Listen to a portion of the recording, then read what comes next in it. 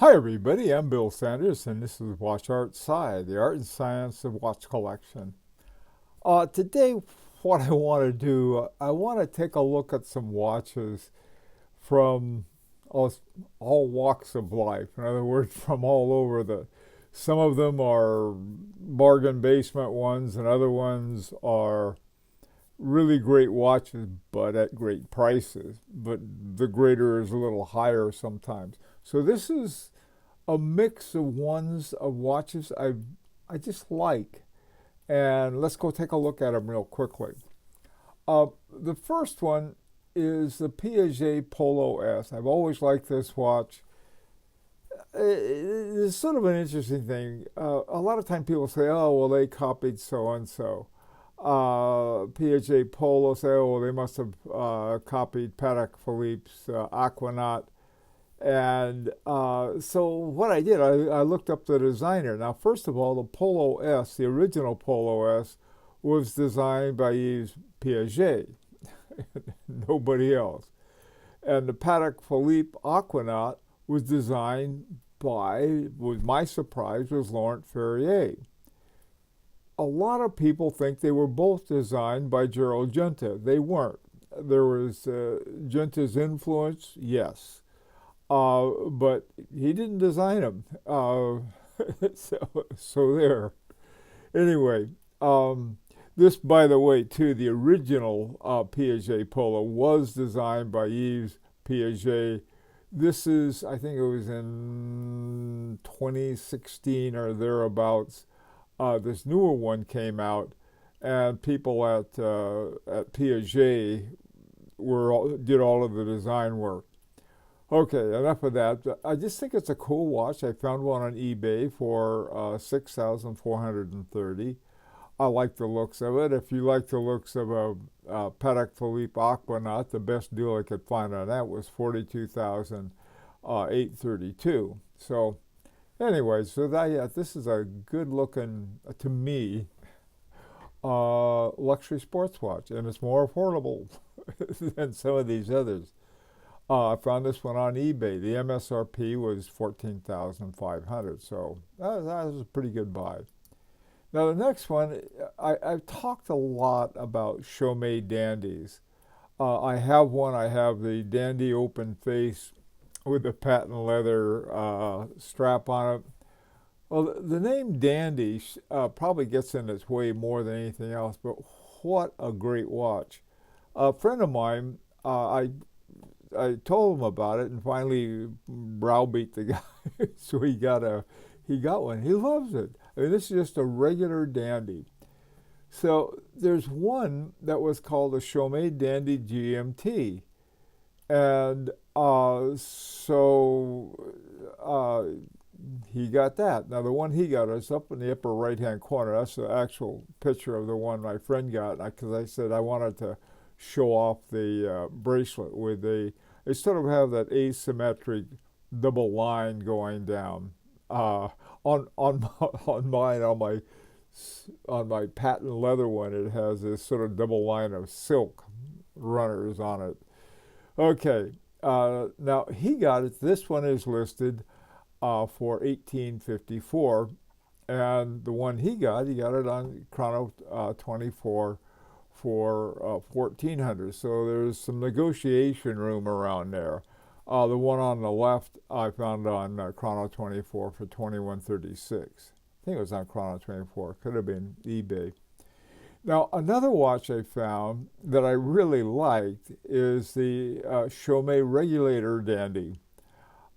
This one is different. I mean, the general theme of most of the other ones are different than this. The case shape is actually after a famous diamond that Napoleon had. And so, anyways, so they have that, you can see the outer case, but the inner side looks a lot different. So if you want to click off a regulator on your watches you'd like to get, that's a good buy, and they're good watches. They all have ETA movements in it. 2892A2, which is a very good movement, but and especially the grades they get really I think ETA provides top grade to companies like Chaumet because they're so famous as jewelers. And so you get this incredible high jewelry with a standard movement in it. Okay, moving right along. Now, here's another one, the Vacheron Constant Quadrille. Here is a watch that I first discovered back in 2016 when I ran down to trade in my old overseas for a brand new one with the new 5100 movement in it. Okay, so I got down there and they said they wouldn't trade it in. So I go, what? I got to afford one. But they had this other one, the Quadrille, and I loved it. I liked it better. And it was supposed to be sort of the watch for sort of a bargain deal. I think it was 17,000 at the time. Well, you can still find some deals, but they're usually even better deals than the original ones. The blue ones, they always ask a little more for the blue ones. This blue one I found at a place called Swiss Watch Expo. They had two prices. One was the wire price of $14,445, but if you use your credit card, it was $14,892. I thought that was sort of an interesting thing. Over on the top right there, you have another one. I like the white one and the blue one both. That one is $12,628 at Joma's shop. So anyway, originally these watches came with two bands. They came with a rubber band and then the gator band. The overseas came with three bands: the rubber, the gator, and the bracelet. So, but they're also twice as much, $25,000. They both have the same movement. That's why I think it was, if you're looking for something of that quality and you want something at half price, this might be a way to go. I think it is. And how come I haven't done it? I don't know. I'm waiting. Okay, this next one was just plain fun. You get a toy boat with it. This is the Frederique Constant Runabout Chronograph. It's based on the Frederique Constant 392 is based on an ETA 7750. So you get this whole deal with the boat for 1952. I don't know if the boat floats or you just look at it, but it was something. There's some deal that Frederique Constant had, and I found this on eBay. And they had you can get both the watch and the boat for 1992. The watch by itself, you can find one of those for $13.34.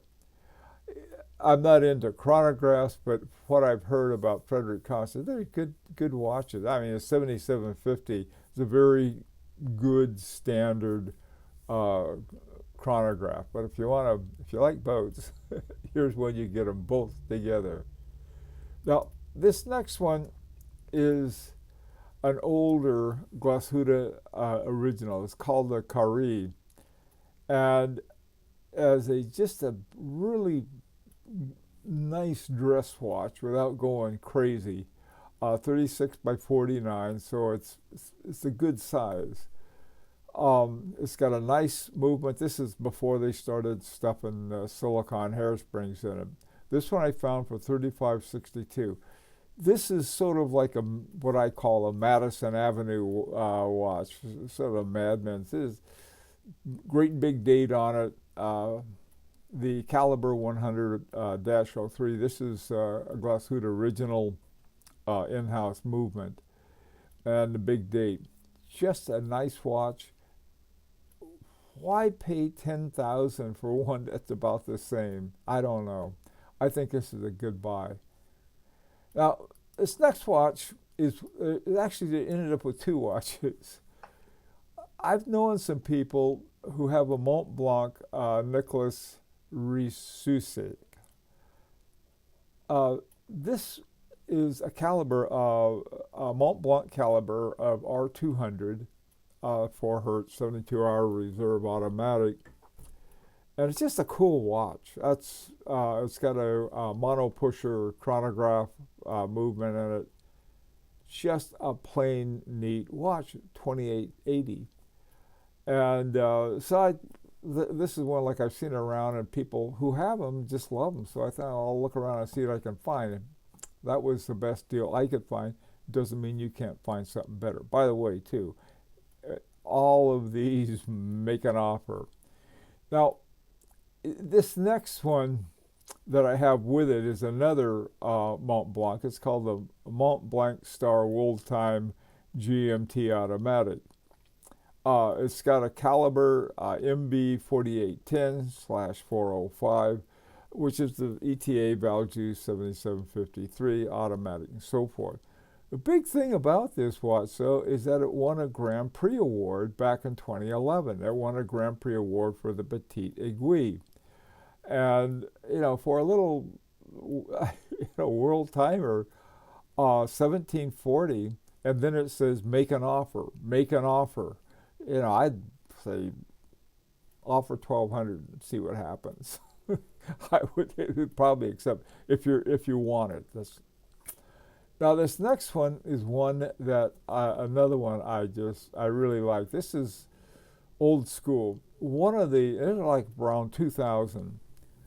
Parmigiani, Michel Parmigiani, when he was first starting out as eponymous name for his watch company, the first movement he made was this caliber PF 110, which is a hebdomadary, which means an 8-day or so weekly winder.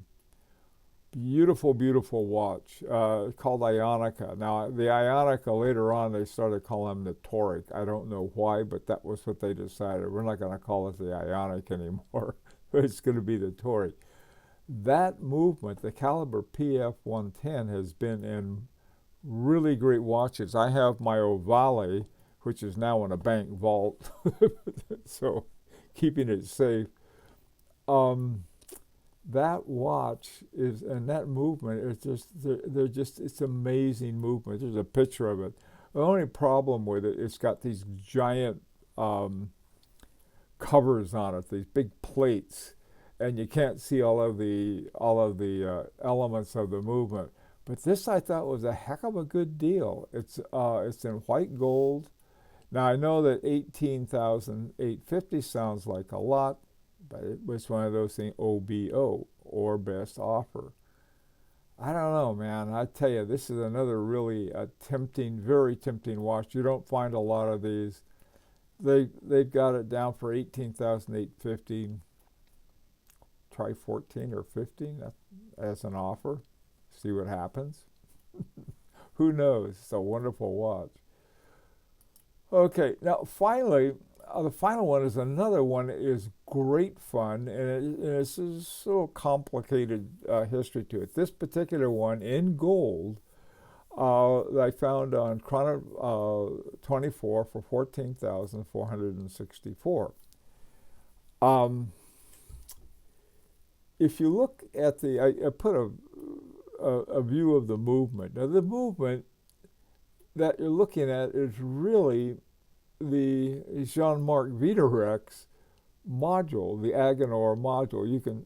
I have it also up there in the upper right corner. You can see all of the things. The thing that makes this watch so much fun is that it suspends time.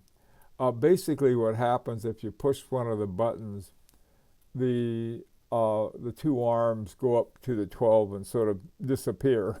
And it's the idea behind it is you suspend time. My dear, our time together is so important. I'm going to stop time. And it's this one guy talked to Jean-Marc shortly after this came out. He says, what about this watch? He said, it's a toy. And that's, people are like, oh, it's a toy. I'm a serious watch collector. Man, I tell you, this is a fun watch.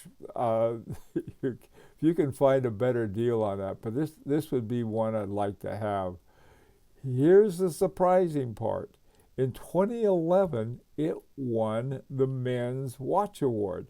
That is one of the hardest awards to win because the competition is so great, but they won it even though the base underneath the thing, pushing it along, was an ETA 2892.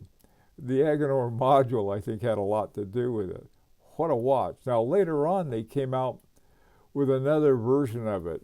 They had run into some kind of issue, I forgot what it was, and so they decided they're going to put a caliber H1912. This is an Hermes caliber. And these things are very rare. Now, the one on the left, you can see it says 43 millimeters. This one is 38 millimeters, which is, for me at least, is a much more wearable size. A place called the Diamond Cellar, I found one for $21,800. I imagine it'd be something you could negotiate. There were a lot of improvements in the second one, and so I guess there whatever issues there were in the first one, and you have this 24-hour. It's like a dual time. It's very different. They're like two different kinds of watches that are the same watch. They're both Hermes Arcu Le Temps Suspendu. Anyway, fun watches. There's nothing wrong with having a fun watch. I decided. Okay, let me know what you think. And this is an opportunity to subscribe if you like. And until next time, this is Bill Sanders for Watch Art Sci, the art and science of watch collection.